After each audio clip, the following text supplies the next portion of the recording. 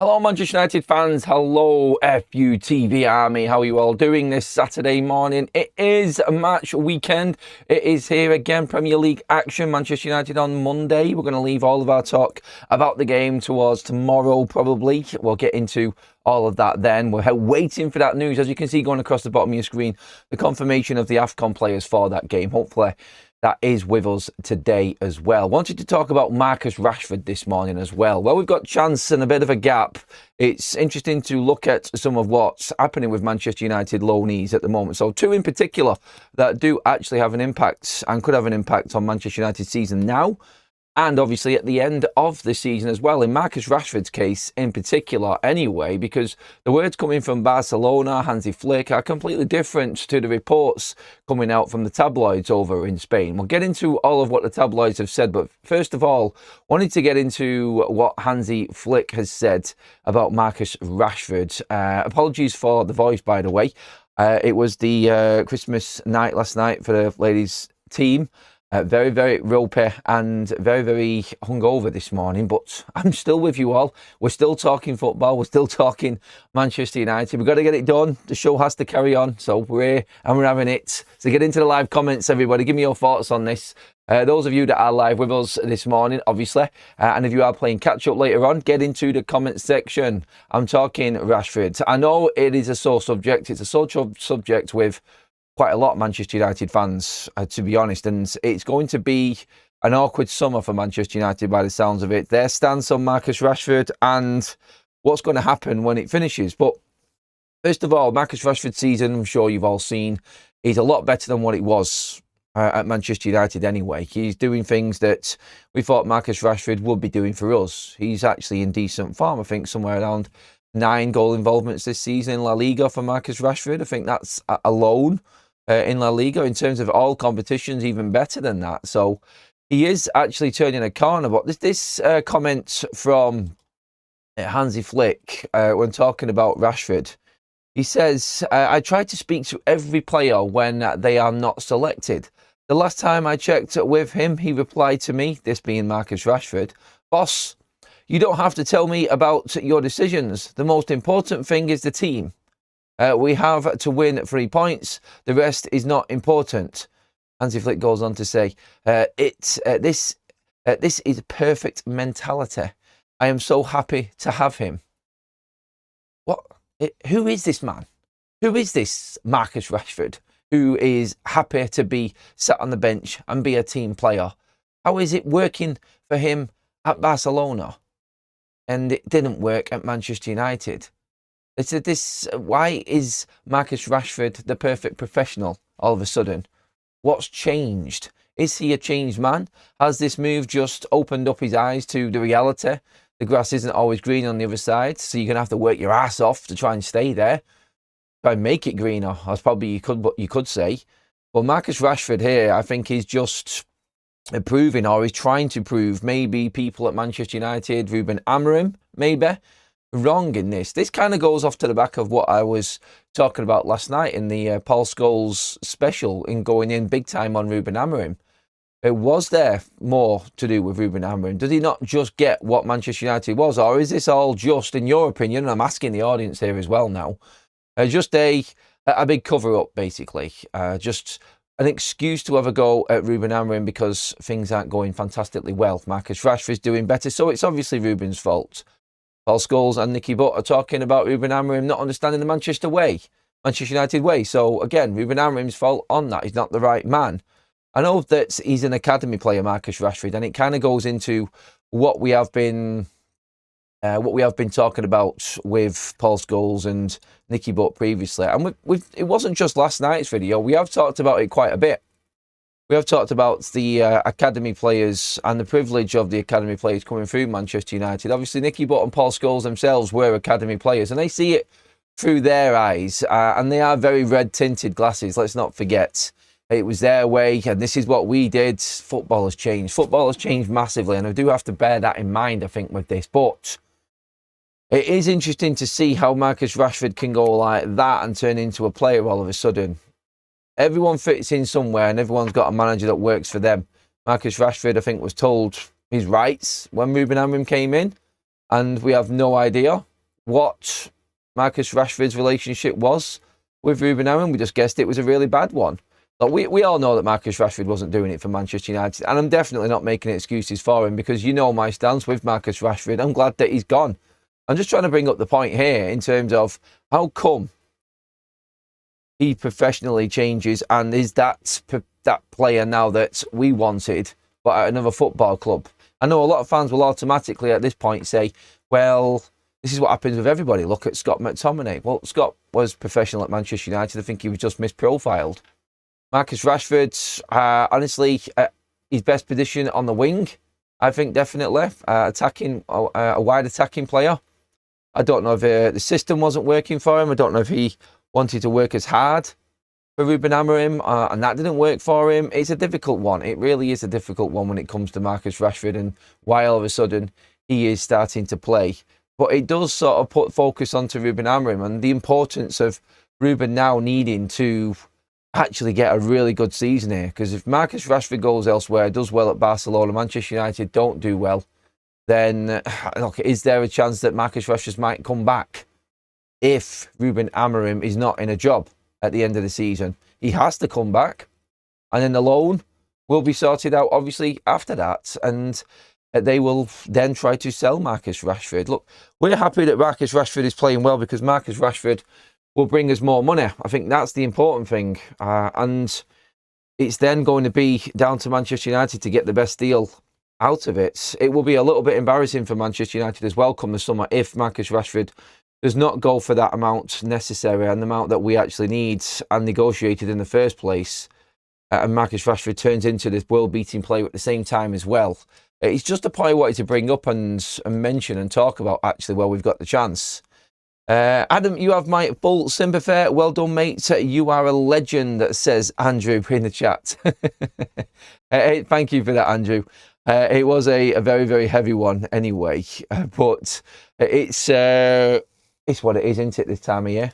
You have to grin and bear it and get on with it. In terms of Marcus Rashford, give me your thoughts, everybody. Get into the comments section and let me know what you're thinking. Let me know how you see Marcus Rashford's season. Obviously, we're not going to bring him back. He isn't coming back to Manchester United. Why is it not working at Man United, though? And now it is at Barcelona. That's the question that I'm asking. And it's mind-boggling, isn't it, as to how Rashford actually obviously pulls up trees now at Barcelona where he couldn't do it at Manchester United. Glenn says, some might say Rashford changed in Ten Hag's first season until...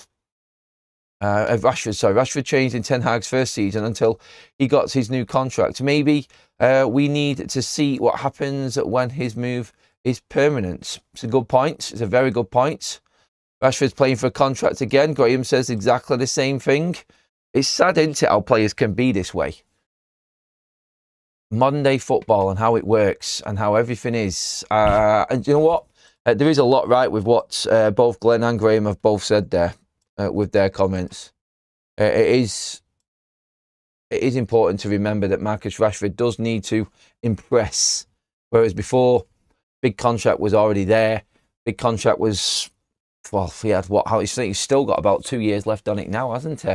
And he went into just slow mode for me. And this is why I had the big issue with him. And then he did that interview with Henry Winter, which completely finished it. Obviously, we had the Belfast incident as well with Marcus Rashford. Apparently, he has turned up late a couple of times to training in Barcelona. I will never be able to understand how any player, professional footballer, turns up late to a training session. I just have no idea how that even happens or how a player could manage that. It's ridiculous, isn't it? But it is Monday football now. You look at Garnacho and his situation, very, very similar entitlement within a player, and that's really that's the issue that we've got. Why is it always Man United academy players coming through that have got this problem? Lawrence says he was probably our most effective wide attacking 10, yet there was nothing but malaise under Ten Hag, with everyone dropping off from McTominay onwards. Then the Sancho and Anthony problems. We did create a massive drama at Manchester United, didn't we? It was I think recruitment didn't help. I think recruitment was horrendous for Manchester United. Never allowed certain players or certain academy players to flourish in a certain way. You could say that as well. Obviously, players coming in and United thinking they're buying the best from abroad, coming in, and then we're obviously then stopping other players getting game time. And maybe that stops development. Maybe that puts some players out. You're racking your brain as to why all of a sudden it works elsewhere and it doesn't work at Manchester United again, aren't you? But he's not just the only one. That's the thing. He's not just the only one, Marcus Rashford. But look, whatever we say, I think right now we've got to be happy that Marcus Rashford is actually doing well, because it just brings us money to move past this problem. And it is still a problem. I'm not getting carried away with Marcus Rashford, the form, the player at all. We all know the real Marcus Rashford. And I like the Super Chats have said there. I think that is where Marcus Rashford is right now, and that's where I feel it's going to be again in a couple of years, maybe. I mean, look, he might have realised, and someone might have said, Marcus, you're coming into your late 20s now. You need to actually get on with playing football again. You need to knuckle down and start playing a bit and securing your next deal, because this is your last big contract. And like the chat says there, it is now time to sign on the dotted line again. So maybe it is just audition season for Marcus Rashford all of a sudden. It's just really annoying, I think, that he's actually doing it elsewhere. And I think that's the problem that we've got with this. Because we based our identity on our own, but we skirted the responsibility of making sure they understand what it means to play for the badge. Poor management again there with another comment. Rashford was finished at United. He obviously lost his desire to win at United. At Barcelona, he has resurrected his career, but he had to. Yes, I think that pretty much sums it up. You've made me actually feel quite good and better about it, because reading it pains me.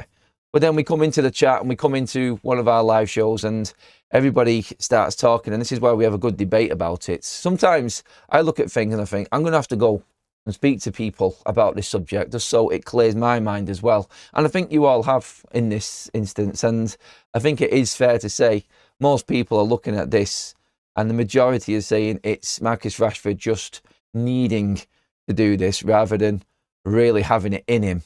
I think it is pretty much that, and that's what we'll go with on this one anyway. Wayne, who has just renewed his membership, 20 months a member. What an absolute legend. Thank you very much, mate.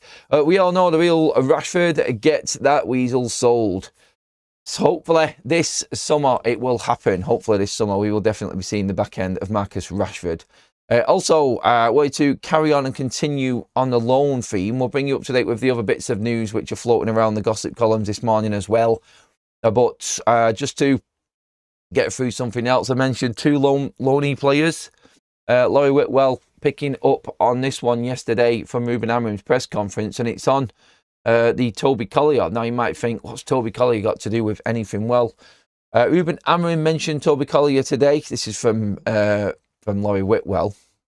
Reported last week he has returned to Manchester United to undergo treatments on a calf injury, expected to be out for 8 weeks. A decision on whether his loan at West Brom continues. Now, that is important again, and I don't think that I am just using Toby Collier as the saviour for Manchester United, but obviously Man United's midfield area is very, very low. If in fact, like if it's 8 weeks, when that's coming to the end of January. So, and you know what that is, end of the transfer window. Would Manchester United actually think about stopping that loan to West Brom and bringing Toby Collier back as another midfielder? Because the situation on Kobbie Mainoo, like what Fabrizio Romano said last night, 10 teams in for Kobbie Mainoo. He also talked about Joshua Zirkzee and how he is a priority target for Roma. So no matter what Joshua Zirkzee has said or reportedly said, and what Manchester United's stance is, Roma are still pushing very hard, says Fabrizio Romano, for Joshua Zirkzee. So the Kobbie Mainoo situation is what it is. Romano said it's up to Manchester United. There's still no green light. They are not allowing either Zirkzee or Mainoo to leave.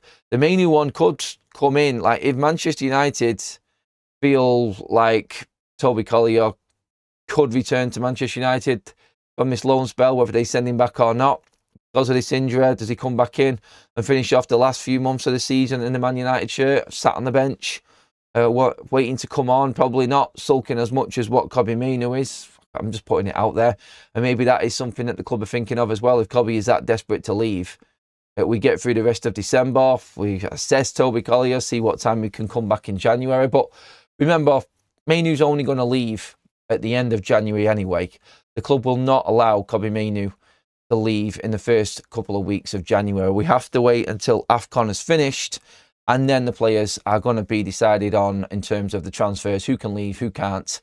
And if there is any chance of bringing somebody else in, that's when that decision also will be made. So it is down to how we get through the AFCON tournament and what happens from there. And then in January, the decision will then be made. And that's when Manchester United will make their mind up. I'm guessing that's when they'll make their mind up regarding Kobbie Mainoo also as well. So yeah, we will see on that one, won't we? In other news as well, just want to bring you completely up to date again. Situation regarding another Manchester United target. Apparently, Manchester United are monitoring Sunderland midfielder Noah Sadiki, having already made contact with his camp earlier this season. Chelsea are also in the mix and have approached Sunderland to inquire about his price. Again, another name, another midfielder, and another story, I think, brought up because Manchester United might need to go into the transfer window this January. That, again, I don't think there is anything too much in. We will wait and we will see if anything comes about of any of these cheaper deals. But I'll always go back to what all of the big gun journalists have said. And they've all said exactly the same thing. Manchester United aren't going to get quick fixes. They're not just going to get anybody to come in just because we need a player in that position. They have to be the right players. And I've got no idea about this story. And it's only just come out again. But with it being in the news, I thought I would just bring it to you again. And obviously you can get your opinions on that in the live chats and in the comment section when we finish up on the show. It is only going to be a quick show this morning as well, just wrapping up all of the news and getting a few more opinions in. Good morning, everyone. Please, Manchester United free Mainoo. Let the lad go and play football for F's sake, says Sean. Yeah, let's keep Toby Collier and let Kobbie Mainoo go. Christ, what's happened to to this once great club? Gary, it's just an idea, mate. That's all. I'm not saying that that's the right thing to do. If I don't actually rate Toby Collier, he did some all right things. I'm just thinking in Manchester United's mind, just in case they do need to sell Kobbie Mainoo and no one else is available. I don't want it to be what happens. I really don't. I would rather Kobbie Mainoo knuckled down and turned into the player that Ruben Amorim needs and the player that we all know Kobbie Mainoo can be. There's never going to be a guarantee of that, I'm afraid, though. There never is. Adam, with Leeds struggling, do we go in and try and get Stack? Great player, and they only paid 17 million for him. The day that Leeds actually sell Manchester United a player, I think it was Alan Smith when they got relegated that year. I think that was the last Leeds player to come into Manchester United. Will they do it again? I doubt it very much. I doubt it very, very much. The fact Amorim needs specific players in every position in order to perform is a red flag. Amorim is clueless, ruining this club, says Adrian. Strong opinions again. Strong opinions again. Deborah's asking me for my Bournemouth score already. My Bournemouth score, I think I'm going to go with a 1-1 or something. I think that's what it'll be for Bournemouth. It sounds a little bit negative, but I think realistic is more what I would say anyway. But yes, I don't see it being an easy game for Manchester United. I really, really don't. That pretty much is all of your news, everybody. I know it is a quick-fire show. I need to go and rest up myself. Wanted to get you your 8 o'clock show this morning and just go through all of the news. There isn't really much going on right now, but wanted to get your opinion on that Rashford story, actually. So do drop your comments in on it when the video is finished. It's live, please, everybody. I will leave you to your Saturday. Enjoy your football. I'm going to go and recover now and be back with you all later on, of course. Make sure you do hit the subscribe button and bell notification button for any other news that comes out. I'll have you covered. Then you will be notified, of course. But for now, everyone, that is our update completely done on this Saturday morning. Get into the comment section, like I said. Give me your thoughts. And I will see you all later on. Have a great Saturday, everyone.